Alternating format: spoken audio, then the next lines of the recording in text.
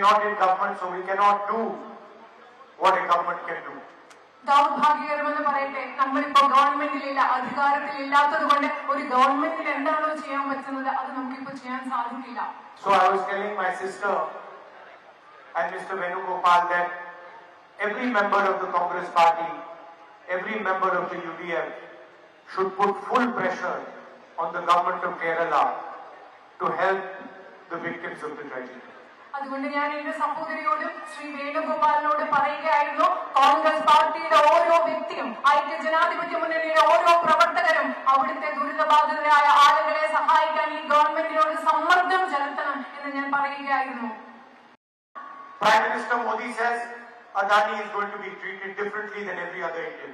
പക്ഷേ പ്രധാനമന്ത്രി നരേന്ദ്രമോദി എന്ന് പറയുന്നതാണ്, ഇന്ത്യയിലെ മറ്റെല്ലാ ഇന്ത്യക്കാരെക്കാളും പ്രത്യേകതയോടുകൂടി അദാനിയെ പരിഗണിക്കണമെന്നാണ് നരേന്ദ്രമോദി പറയുന്നത്. Prime Minister Modi says doesn't matter if Adani has been indicted in the United States, has been called a criminal in the United States.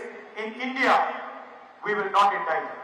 അതായത് നരേന്ദ്രമോദി പറയുന്നത്, യുണൈറ്റഡ് സ്റ്റേറ്റ്സ് ഓഫ് അമേരിക്കയെ അദാനിയെ കുറ്റവാളിയാക്കി അദ്ദേഹത്തെ കുറ്റക്കാരനെന്ന് പറയുന്നു, പക്ഷെ ഇന്ത്യയിൽ ഞങ്ങൾ അദ്ദേഹത്തിനെതിരെ ഒന്നും ചെയ്യില്ല, അദ്ദേഹത്തെ ആക്രമിക്കില്ല എന്നാണ് നരേന്ദ്രമോദി പറയുന്നത്.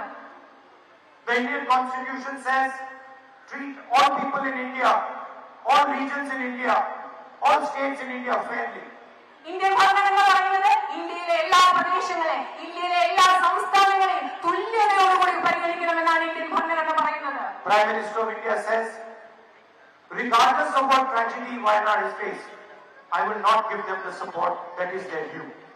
പക്ഷെ ഇന്ത്യയുടെ പ്രധാനമന്ത്രി എന്താണ് പറയുന്നത്? വയനാട്ടിൽ എന്ത് ദുരന്തം ഉണ്ടായിക്കൊള്ളട്ടെ, പക്ഷെ ഞാൻ അവർക്ക് അവർ അർഹതപ്പെടുന്നത് ഞാൻ നൽകില്ല എന്നാണ് ഇന്ത്യൻ പ്രധാനമന്ത്രി പറയുന്നത്.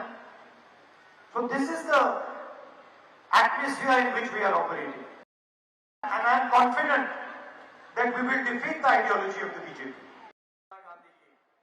ഉജ്ജ്വലമായ വിജയം സമ്മാനിച്ച നിങ്ങളോട് എല്ലാവരോടും ഐക്യ ജനാധിപത്യ മുന്നണിക്ക് വേണ്ടി ഞാൻ ഹൃദയംഗവുമായ നന്ദി പ്രകാശിപ്പിക്കുന്നു.